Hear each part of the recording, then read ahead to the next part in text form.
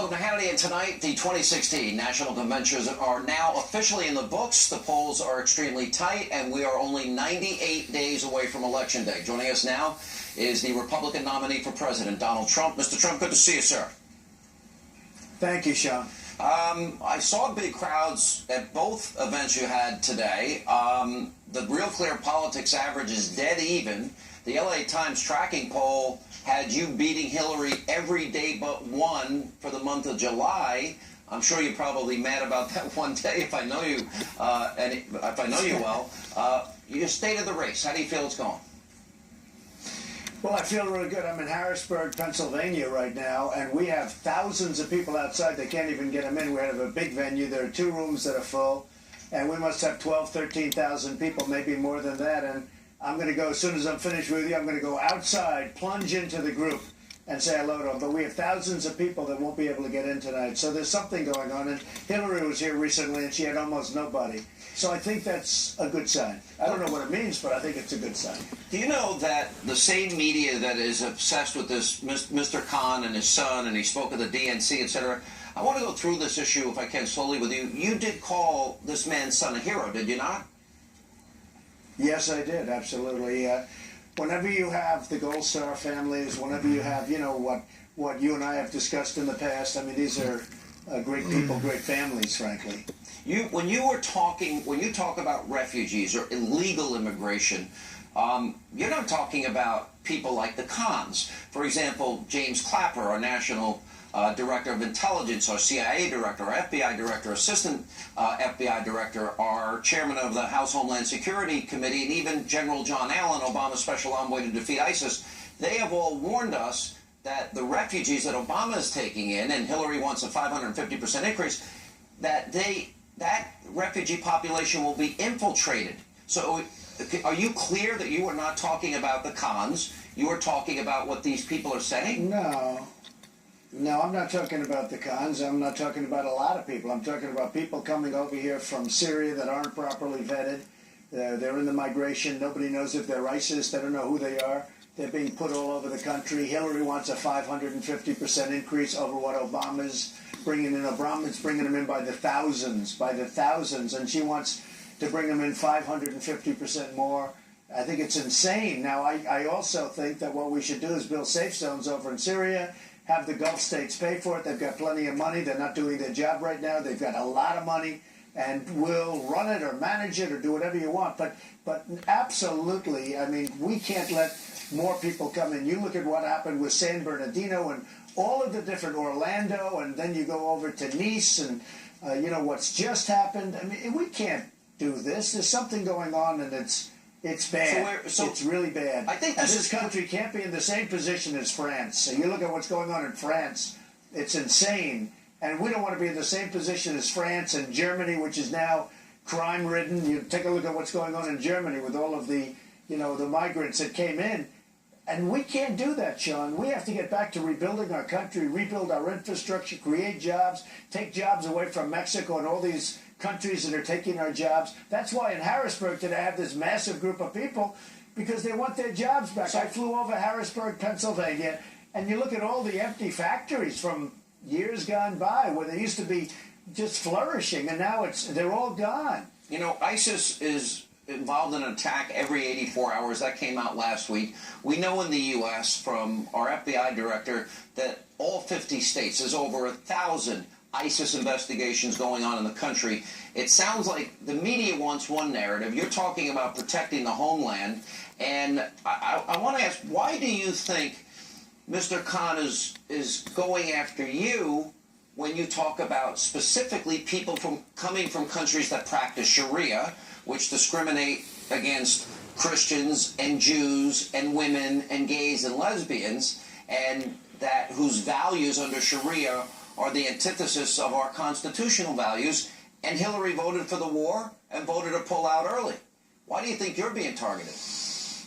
Well, I have no idea, but I watched him at the Democratic National Convention, and he was really going after me. There's no question about it. And I watched, and it's fine. I mean, I guess it's part of my life. I can say this, if I was president, because his son died 12 years ago, if I were president, his son wouldn't have died because I wouldn't have been in the war. if I was president back then, there would have been no war for Iraq. I can tell you that, because I think it's ridiculous, the whole thing. And to be in that war was, as you know, ever since I've known you, I've been against that war. And you wouldn't. And you were also against pulling out early. You said once we were there, we had to finish the job. That is, by the way, that's true. They pulled out, and they lost it, and they gave it up to ISIS, and they gave it up to a lot of other people. But I wouldn't have been in the war. We would have had no war with Iraq. Iraq would have been right now fighting as they have been forever. They would have right now been fighting. They'd be in the middle of fighting Iran again for another 5-year spurt. And they'd be moving nowhere. They'd be fighting each other, moving nowhere. I was watching you with George Stephanopoulos, and by the way, George Stephanopoulos worked for the Clintons. George Stephanopoulos donated to the Clinton Foundation. George Stephanopoulos has been on record talking about Hillary's temperament and how fierce her anger is. He seems to forget that. And he asked you the question, well, what have you sacrificed? Let me ask this question. What have the Clintons sacrificed? If we're going to ask everybody that question, do you know what, have they sacrificed or have they enriched themselves? Well, they haven't sacrificed very much, but, they've worked hard. I talked about what I did. And, by the way, I thought that George Stephanopoulos gave a fair interview. I didn't see anything wrong with the interview. I think it was misinterpreted. For instance, we talked about the Ukraine, and I said, look, essentially, if I'm president, they're not going in. Russia's not going into the Ukraine. He said, oh, well, tell me, though, and some of the newspapers, actually some covered it very well and very accurate, most of them. But some of them said, oh, therefore Trump didn't know about Crimea being taken a couple of years before. Of course I knew about that. But that's gone. I mean, Crimea is gone. They took that during Obama's administration. Obama says that, well, Trump might be friendly with Putin, which I'm not. I don't know Putin. But they're coming up with this narrative like I'd be weak with Putin. Well, he's the one during his term that the Crimea was gone. Okay, that was during his term. And right now it's a mess over there also in terms of Ukraine. But I said that, and so many people tried to misinterpret it.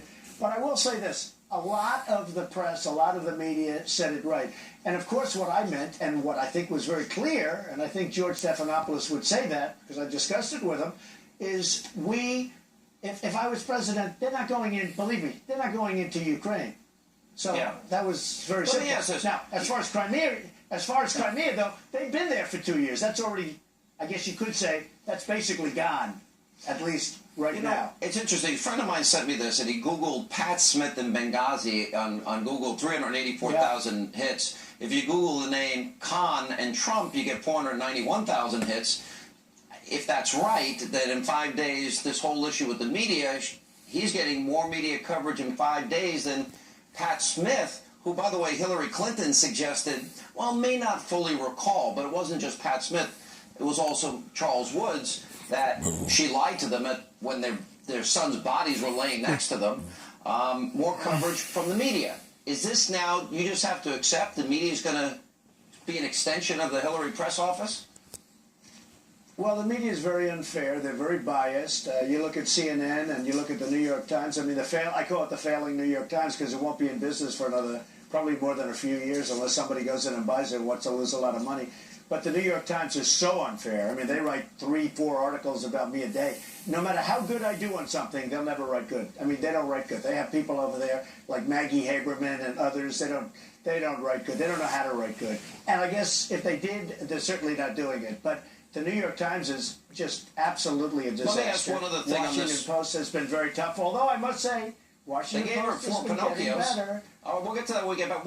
Respond to this, though. That was shocking. 6,877 Syrian refugees have arrived through July 31st. Of the 6,877, 6,834 happen to be either Sunni, Shia, or generic Muslim, and yet we have genocide against Christians in Syria and elsewhere. Yeah. Are we then, therefore, discriminating based on religion? We don't take care of... Yeah, well, in my opinion, they are, but we don't take care of the Christians. We are very... before the migration, a friend of mine who was very, very well versed on all of this said, you come from Syria, if you're Muslim, it's one of the easiest places to come into the United States from. If you're Christian, it's impossible, virtually impossible, to come into the United States. Very unfair. And the Christians are the ones that really are... Look, everybody's going through hell over there. But the Christians are going through more than anybody with the beheadings and everything else. But in all fairness, it's a hellhole.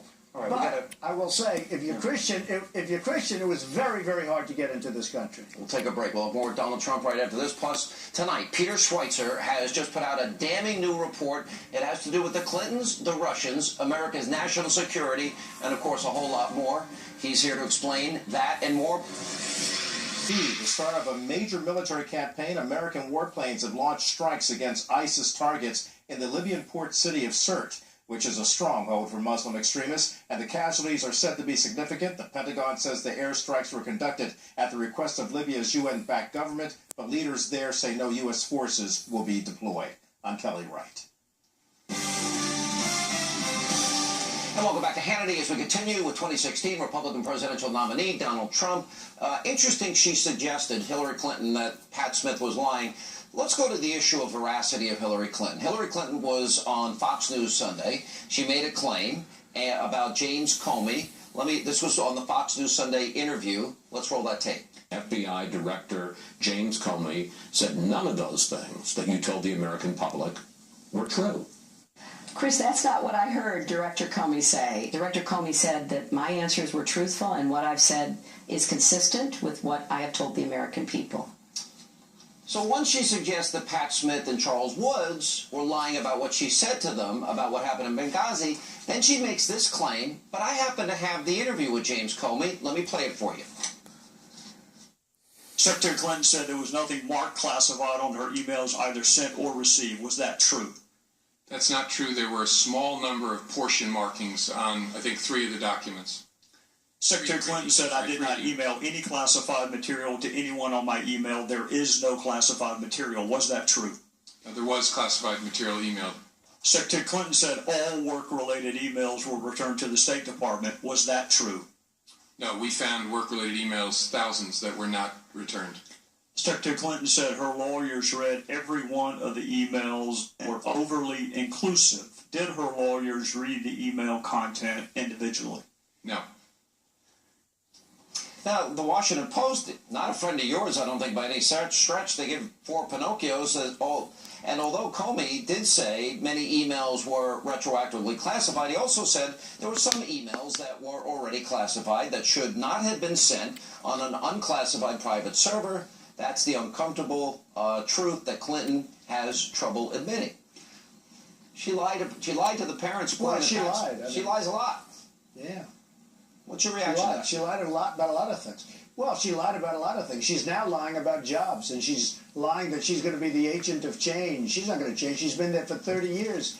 You look at this place. I mean, honestly, I fly over these cities, and I land, and I see these factories. I fly over them, and I see them, and one after another. Sean, it's so depressing when you go to Harrisburg, Pennsylvania, when you go to different places in Ohio, when you go to upstate New York, and anywhere you go. I mean, it's like we're a war zone.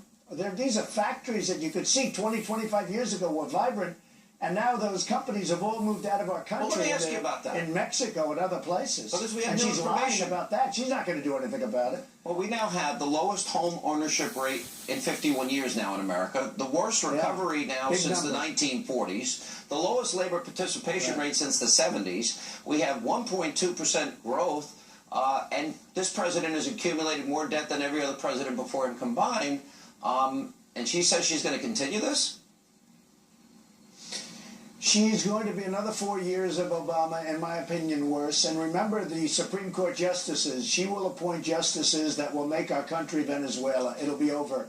And, as you know, I have 11 people that are going to be outstanding. They've been just received rave reviews. And I think it's one of the most important things. Defense is always like the most important thing, right? But beyond that, because our military is totally depleted. I mean, we have to rebuild our military. We have to do a lot of things, Sean. We're way, way behind. And we also have to do our infrastructure. You drive on some of these highways, you hit potholes every 250 yards. I mean, what's going on in this country is incredible. We're spending trillions and trillions of dollars, and we don't know what we're doing. We don't know where we're spending it. And it's got to stop. So we have to rebuild our country. We have to get jobs. We're going to bring our jobs back from all of these countries that have taken our jobs. Believe me, they're going to come back. We're going to lower taxes. Hillary's going to raise taxes substantially. I'm lowering taxes. Right now, we're the highest tax nation in the world. We're going to lower taxes under my plan. And Larry